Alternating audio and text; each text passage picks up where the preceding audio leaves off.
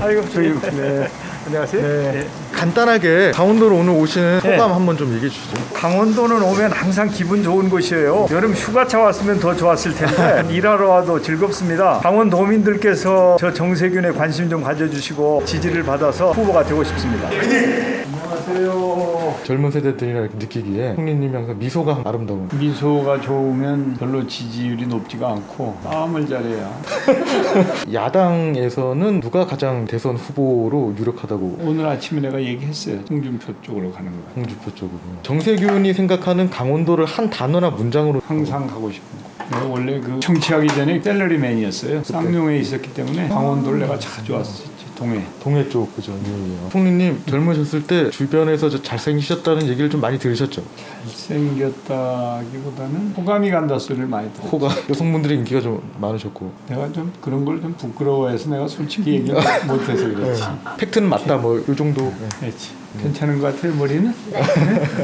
예 안녕하세요. 저희 보도국장님 어김없이 어김없이 매번 드리는 질문인데 평소에 정세균 총리님 어떻게 생각하시는지 한 단어로 좀. 강원도를 사랑하시는 후보가 아닌가. 저희 회사 입구에 보면 팬클럽이 붙여놓으신 프랭카드가 있더라고요. 팬들도 많으시고 개인적인 생각입니다. 실례지만 어떻게 되시죠? 캠프 공보팀 소속이에요. 총리님 최고의 장점이 어떤? 스윗하세요. 제가 제일 막내인데 저까지 신경 써주시기가 쉽지 않거든요. 가끔 차량도 태워주시고 챙겨주세요. 단점은 편집해! 오늘은 더불어민주당 대선 경선 후보죠. 정세균 정 총리 모시고 얘기 나눠보도록 하겠습니다.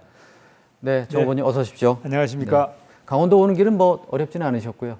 예, 뭐 길이 너무 잘 뚫려서 네. 아주 시원하게 왔습니다. 네. 요 몇 년 사이에 강원도에 많은 변화가 있었죠. 네, 네.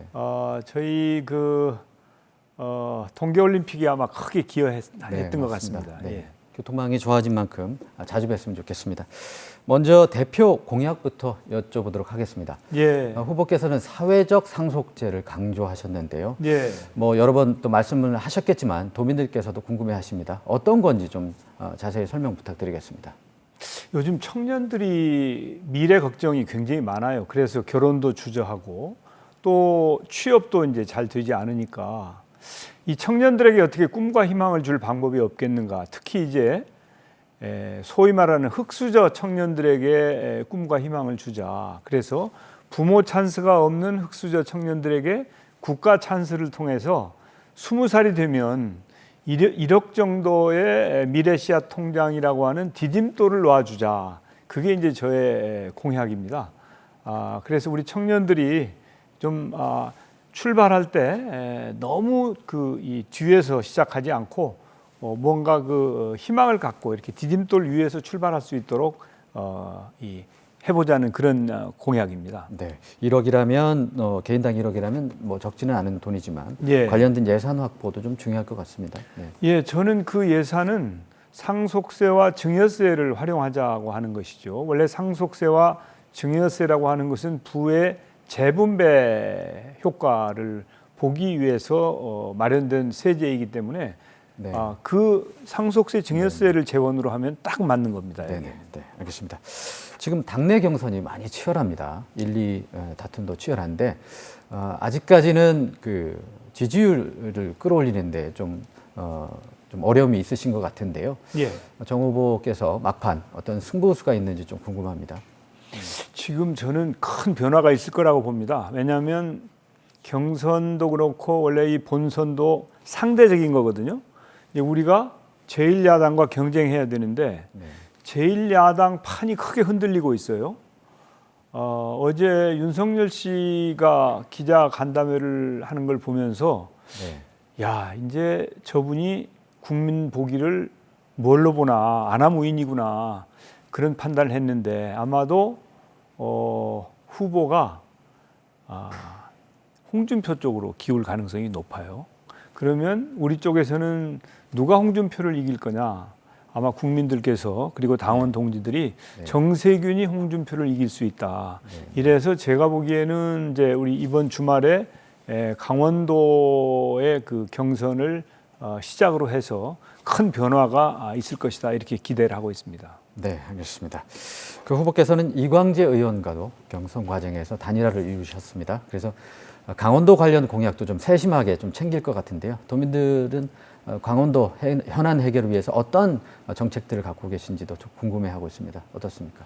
예, 강원도가 앞으로 만약에 이런 식으로 국가 균형 발전이 이루어지지 않으면 소멸 지역이 가장 많은 도로 이렇게 그 평가가 되고 있어요.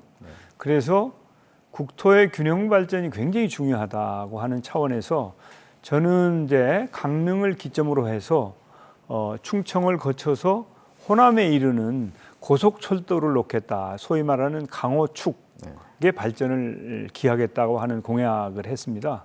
아마 저의 공약이 현실화되면 강원도의 획기적인 변화를 가져올 수 있을 것으로 생각이 됩니다. 네, 알겠습니다. 네, 마지막 질문입니다. 강원도민들이 이번 대선에서 왜 후보 정세균을 선택해야 하는지 마지막으로 정리 말씀 부탁드리겠습니다. 예, 저 정세균은 경제를 아는 사람입니다. 다음 대통령은 코로나 이후에 경제를 회복시키는 것이 아마 가장 큰 과제일 거라고 생각합니다. 경제 회복을 통해서 청년들에게 일자리를 줄 수 있어야 됩니다. 그래서 경제 전문가인 정세균이 꼭 필요하다. 두 번째는 우리가 세계 10위 경제 대국으로 성장을 했습니다. 그러나 미국과 중국 간의 그 패권 경쟁 때문에 그 가운데에서 국익을 잘 지켜야 되는 그런 입장이어서 외교적인 역량이 정말 중요하다고 생각합니다. 그래서 제가 외교의 고수다라고 하는 자부심이 있습니다. 이렇게 경제와 외교의 전문성, 거기에다 통합의 리더십, 또 도덕성도 저는 매우 중요하다고 생각합니다. 선진국 대한민국의 대통령은 도덕성에 한치의 흠결도 있어서는 안 된다고 생각합니다. 도덕성 테스트하면 상위 1%에 들어가는 것이 정세균입니다. 이렇게 전문성과 리더십 스타일과 도덕성을 갖춘 저 정세균에게 강원도민 여러분들의 관심과 성원을 간곡하게 당부드립니다. 감사합니다. 네, 전문성과 함께 도덕성까지 강조해 주셨는데요. 후보님 오늘 말씀은 여기까지 듣도록 하겠습니다. 나와주셔서 고맙습니다. 네, 감사합니다. 마지막으로 내가 대통령이 되어야 하는 이유를 짧게 15초 시작. 경제와 외교의 전문가이면서 통합의 리더십을 갖추고 있고 도덕성 또한 최고인 저 정세균이 대통령이 되어야 대한민국의 미래가 있을 것입니다. 감사합니다. 들어가시죠. 감사합니다. 예, 예, 예.